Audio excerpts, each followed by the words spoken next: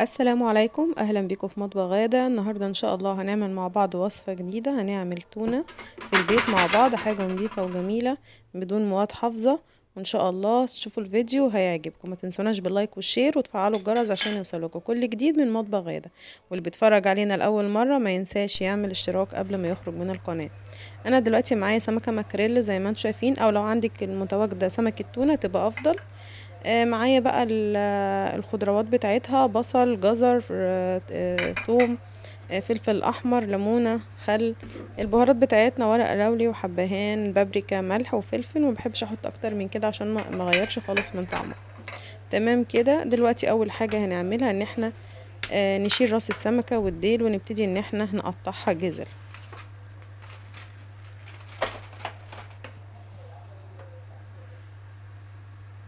زي ما انتم شايفين كده، عندكم اي بلانشة تكون مخصصة للحوم او الاسماك او الحاجات دي يعني، وتبتدوا ان انتوا تقطعوا عليها كده، وتنضفي بقى كل الزعانف بتاعتها، الديل بتاعها، الراس بتاعتها، كل الحاجات دي اللي فيها زفارة احنا بنشيلها.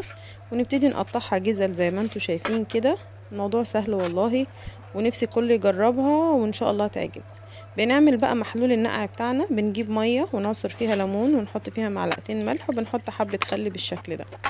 خلاص. ونبتدي ايه نقلبها عشان الملح اللي فيها يدوب. وبعد كده نبتدي نحط الجزل بتاعة السمكة بتاعتي. تمام كده.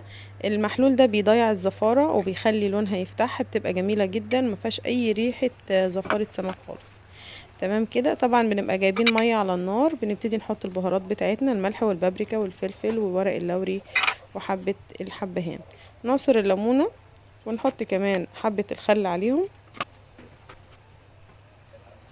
نبتدي نسيبها تغلي، وبعد كده نبتدي ناخد السمك بتاعنا من محلول النقع. احنا بننقعه حوالي مثلا ربع ساعة، بحيث ان انا بس اطمئن ان مفيش زفارة في السمك. خلاص كده. وابتدي بقى اسيبها اول غلوة كده تغلي كده، وبعد كده بوطي عليها واسيبها لمدة 40 دقيقة بالظبط، يعني ساعة الا تلت. تمام كده. بعد ما بتستوي ما تخافيش، هي مش بتتهري منك ولا اي حاجة. تبتدي ان احنا كده نطلعها من ميتها، وطبعا المية دي احنا مش هنرميها يا جماعة، دي هي اللي هتحافظ لنا على التونة بتاعتنا. طبعا اول ما بنطلعها من المية السخنة بتاعتها، بنبتدي نديلها صدمة بمية ساقعة زي ما انتوا شفتوا. ونبتدي بقى ان احنا نقشرها وننضفها خالص من الشوك اللي فيها بالشكل اللي انتوا شايفينه ده. تحاولي بقى تنضفي كويس جدا طبعا عشان الولاد لو عندك بياكلوا بس ما يتأذوش من الشوك. تبتدي ان انت تنضفيها كويس جدا. طريقة سهلة جدا وبسيطة. ما تنسوش تعملوا لايك وشير وتفعلوا الجرس قبل ما تخرجوا من القناة، وتعملوا اشتراك اللي بيتفرج علينا لأول مرة. واتمنى ان القناة بتاعتي تكون ان شاء الله بتعجبكم. بصوا، تنظيفه سهل جدا بأي سكينة عندك. تبتدي ان انت تشيلي الجلد بتاعها. بصي، مش مهرية ولا فيها اي حاجة، سهلة جدا وبسيطة ومتواجدة اظني في السوق.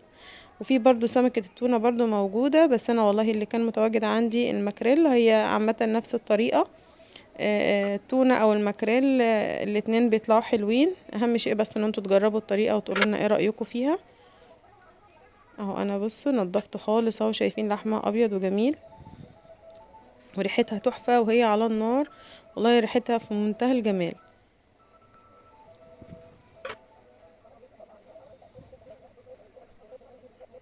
اهو شايفين انا نضفتها كلها، اتأكدت ان ما فيهاش اي شوك. لازم بصي تفضلي تدوري كده وتنضفي الحاجة كويس جدا، عشان وانتي بتاكلي تبقي بتاكلي وانتي مطمئنة.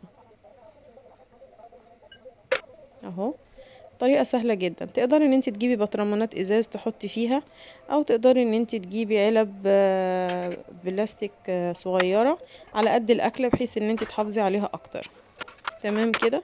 اهي زي ما شايفين كده، انا عندي العلب البلاستيك عشان استعمل علبة علبة وما افتحش على كمية كل مرة واغير من طعمها وتتأثر من الايه، من التفريز. طبعا الشوربة دي مش هقدر احطها وهي سخنة، لازم ابردها واصفيها. انا بردتها وصفيتها. ببتدي اجيب حبة خل احطها في العلب فوق التونة، وبحط كمان الفلفل الأحمر اللي كان فيها، وبحط كمان حبة من الزيت. وابتدي ان انا اقفل علبة علبة زي ما انتوا شايفين كده بكل سهولة، وتشيليها في التلاجة وتاكليها تاني يوم بألف هنا وشفا.